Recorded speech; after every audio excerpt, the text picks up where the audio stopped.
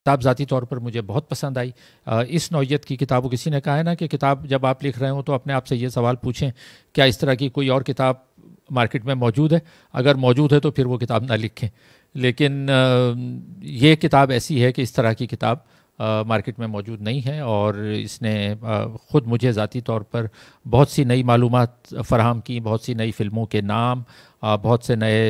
ایسی شخصیات کے بارے میں جاننے کا موقع ملا جس پہ ہم آج گفتگو کریں گے. گفتگو کا آغاز میں پہلے حاضرین کو دکھا دوں کیونکہ یہ اس پہ بھی جاری ہوتی ہے لائیو. تو یہ کتاب ہے، آپ دیکھ سکتے ہیں، سیاست، سینما، سماج، اور اس کا سب ٹائٹل ہے سیاست کے سینما اور سینما کے سماج پر اثرات کا تنقیدی مطالعہ. اور اس مختصر سی کتاب میں میرے خیال میں انہوں نے وہ جو کہا جاتا ہے نا کہ دریا کو کوزے میں بند کرنے کی کامیاب کوشش کی ہے، بہت کامیاب کوشش کی ہے. اس کتاب کا آغاز جو ہے وہ بڑا دلچسپ طریقے سے ہوتا ہے. اس کتاب کے آغاز میں ہی یعنی یہ گرپ میں لے لیتی ہے آپ کو یہ کتاب. اور اس کتاب کا آغاز کے ابتدائی جو صفحات ہیں اس میں انہوں نے ایک نقشہ کھینچا ہے پاکستان کا 1989 کا، اور اس میں یہ بتاتے ہیں کہ ظاہر ہے اب اس وقت یہ بہت کم عمر ہوں گے، بالکل نوجوان، میرے خیال ہے ٹین ایجر ہوں گے. تو انہوں نے بتلایا ہے کہ اس زمانے میں ایک انٹرنیشنل گوریلے کے نام سے ایک فلم آئی، اور جو نوجوان جو ہے وہ بڑا جوق در جوق جاتے تھے دیکھنے کے لیے، تو یہ بھی اس کو دیکھنے کے لیے گئے. اور اس میں کہانی یہ تھی کہ وہ اس زمانے میں جو پاکستان میں بے نظیر کی فرسٹ گورنمنٹ تھی، اور اس کو ڈی اسٹیبلائز کرنے کے لیے مولانا کوثر نیازی کو کھڑا کیا گیا تھا. اور اچھا وہ کن لوگوں نے کھڑا کیا؟ یہ انہی لوگوں نے جنہوں نے بعد میں طاہر القادری کو کھڑا کیا، یا اور بہت سارے جو دھرنے ہم دیکھتے رہے ہیں، وہ 40-50 سال سے جو کہانیاں چل رہی ہیں. تو اس زمانے میں کوثر نیازی کو کھڑا کیا گیا کہ بھائی اور اس زمانے میں جو لوگ تھے وہ بعد میں تو یہ فیض حمید وغیرہ آئے، اس وقت وہ حمید گل جیسے اور اس قبیل کے دوسرے لوگ ہوا کرتے تھے. تو نام چینج ہوتے رہے، حرکتیں وہی ہوتی ہیں.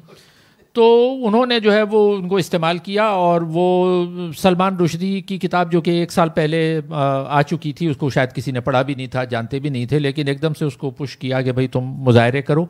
اور انہوں نے مظاہرہ کیا، اور وہ یہاں پر جو ہے پراپرٹی کو آگ لگائی، یہ کیا، پورا ایک ملک میں law and order situation create کی گئی مصنوعی طور پر. اور پھر فلم بنوائی گئی، اور وہ فلم بنانے والے سجاد گل صاحب، ان کے بارے میں بھی ہم لوگ جانتے ہیں کہ کیا کس قسم کے وہ کرتے رہے ہیں. تو وہ فلم بنائی گئی، اور فلم بنانے کے بعد اس فلم میں ان مظاہروں کو بھی ڈالا گیا. اور اس میں بار بار یہ کہا جاتا ہے کہ پاکستان جو ہے وہ اسلام کا قلعہ ہے، اور مطلب انڈائریکٹلی میسیج یہ تھا کہ یہ جو اسلام کا قلعہ ہے اس پہ جو ہے اس وقت چونکہ بے نظیر ہیں، تو وہ ایک جو بنیاد پرستی ملک میں ضیاء الحق کے دور سے پھیلائی گئی تھی، بلکہ اس سے بھی پہلے سے، اس کو مزید پھیلانا تھا. تو آپ گمبند صاحب اس جو ان کا جو کتاب کا آغاز ہے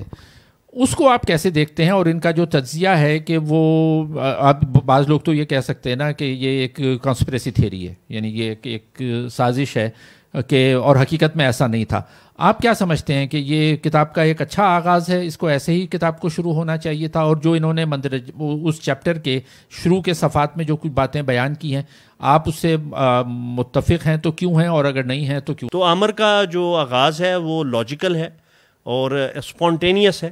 وہ آرٹیفیشل نہیں لگتا، کہ اسی لیے شاید کتاب میں تھوڑی جان ہے. اور یہ جو ایک دوست میرے کہہ رہے تھے کہ بھئی یہ عام ریڈر تو نہیں پڑھے گا، میں نے کہا عام ریڈر بھی پڑھے گا.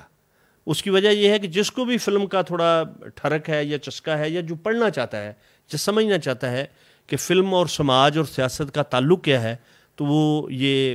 جو ہے وہ کتاب ضرور پڑھے گا. اچھا، جب کتاب آگے بڑھتی ہے تو یہ شروع میں اسی پر ذکر کرتے ہیں، جیسے میں نے کہا کہ انہوں نے ایک گراؤنڈ سیٹ کرتے ہیں، یہ بنیاد بناتے ہیں چیزوں کی تاکہ قاری کو سمجھ میں آئے. اچھا گمبند صاحب، آپ کو یاد ہوگا کہ اس کتاب میں آگے چل کر، یعنی شروع میں تو انہوں نے انٹرنیشنل گوریلے اور اس کا پورا پس منظر اور کس طرح سے فلم کو استعمال کیا گیا خاص مقاصد کے لیے وہ بیان کیا، اور پھر آگے چل کے یہ اس کا تھیوریٹیکل انالیسس بھی کرتے ہیں. اور تھیوریٹیکل انالیسس میں یہ جو مطلب نظریاتی تجزیہ آپ جس کو کہہ لیں، اس نظریاتی تجزیے میں یہ گرامچی کو لے کر آتے ہیں. اب گرامچی ایک ایسا رائٹر ہے, ایک ایسا لکھنے والا ہے جس کو جو لوگ میڈیا کو سمجھنا چاہتے ہیں یا ریاست کی ان حرکتوں کو سمجھنا چاہتے ہیں کہ ریاست کس, یہ صرف پاکستانی ریاست کی بات نہیں ہو رہی ہے, دنیا بھر کی تمام ریاستوں کی بات ہو رہی ہے, دائیں بازو کی ہوں, بائیں بازو کی ہوں, مذہبی ہوں, غیر مذہبی ہوں, سیکولر ہوں, جو بھی ہوں, وہ سب اپنے اپنے ریاست جو ہے وہ اپنا بیانیہ چلاتی ہے. تو اس کا جو تجزیہ گرامچی نے کیا بہت تفصیل سے اس پہ اس نے لکھا ہے. تو انہوں نے اپنی جو کتاب کے اگلے صفحات ہیں اس میں انہوں نے اس کی تفصیلات بیان کی ہیں. آپ گھمن صاحب اس نظریاتی تجزیے سے متفق ہیں جو گرامچی یہ کہتا ہے کہ ریاست جو ہے وہ اپنے مقاصد کے لیے سنیما کو بھی استعمال کرتی ہے اور دوسرے ذرائع ابلاغ کو بھی استعمال کرتی ہے؟ تو کیا یہ تجزیہ صحیح ہے, اور کیا وہی تجزیہ آج, یعنی یہ تو تقریباً 100 سال پہلے کی بات ہے نا, گرامچی نے یہ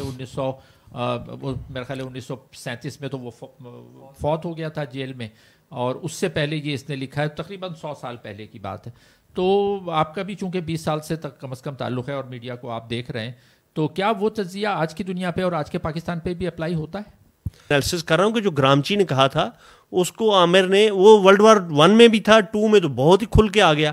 تو جو